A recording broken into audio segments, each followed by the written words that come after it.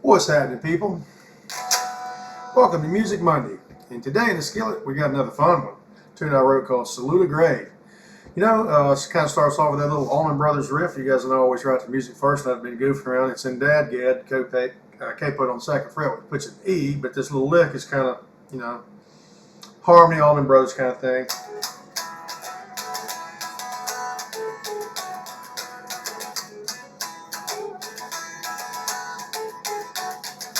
So I had that lick first, and the whole song kind of was born out of that, and then I wrote the rest of it. It's really just kind of a country tune, really. And it's all about old childhood memories or middle-age memories or even more current memories. There's 3 different verses and 3 completely different sets of imagery that don't really have anything to do with one another. And the whole point of the song is really, sometimes these old things matter to you and sometimes they don't. And in this case, the chorus just ties in. I think it matters to me. And it's fun to think back on some of those. So let's just dive into the first verse. I don't know. I don't know if anybody, when they were kids, like me and my brother did, we used to take clothespins and we'd get cards from a deck of cards, and we would clip the cards into the bicycle spokes with a clothespin on the back bar that held the tire wheel on, and it would make your bicycle sound like a motorcycle, like a muffler on it. We'd put 2 or 3 of them on there sometimes. So you could hear us coming down the road, man. So that's kind of what that's talking about. We were sitting in the backyard, had a swimming lake there, lightning bugs in a mason jar. How many times as kids you go out and catch those in the summertime? And then, we'd ride our bicycles all up and down Deerwood Lane, and we'd put those clothespins and those cards in there, and you could just hear us. Every kid on the block was doing it. So, bike, spokes, clothespin, holding the card. That's what that says. All right, second verse. Diamonds Creek. Diamonds Creek is a place up in Rosamond, North Carolina. And it's an actual creek that feeds into either the East Fork or the West, which goes right into the French Broad River.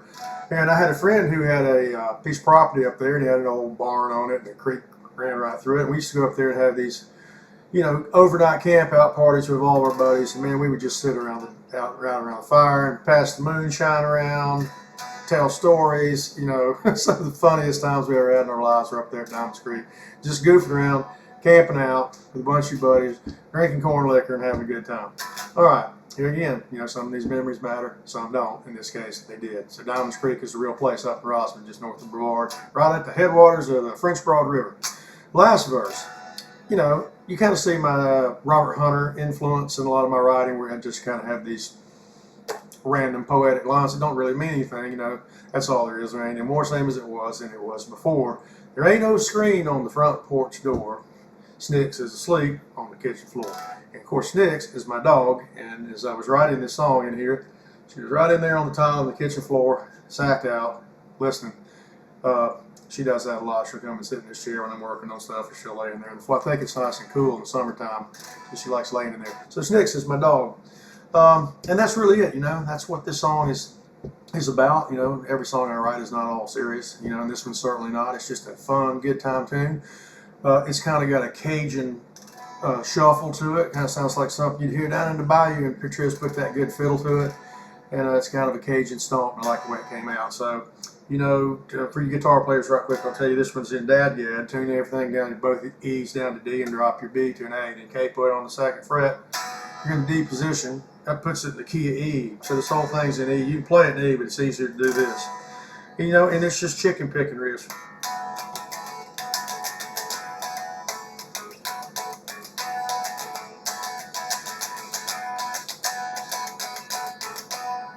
Sitting in the grass by the pond in the yard, lightning bugs in the mason jar. Years coming from out far, back to the clothespin on the farm. Doesn't matter.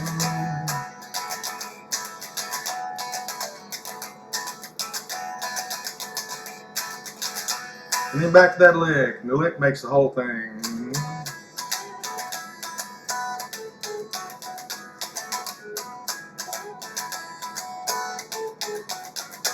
Now, I'll probably have to do a guitar tutorial and break this down. You can kind of see it's a pentatonic box, but you're tuned in Dad Gad, which changes your pattern. So I have to break that down and show it to you at another time. Don't want to get too far into it. This one's got a little bit more picking in it, which, not quite as easy to do.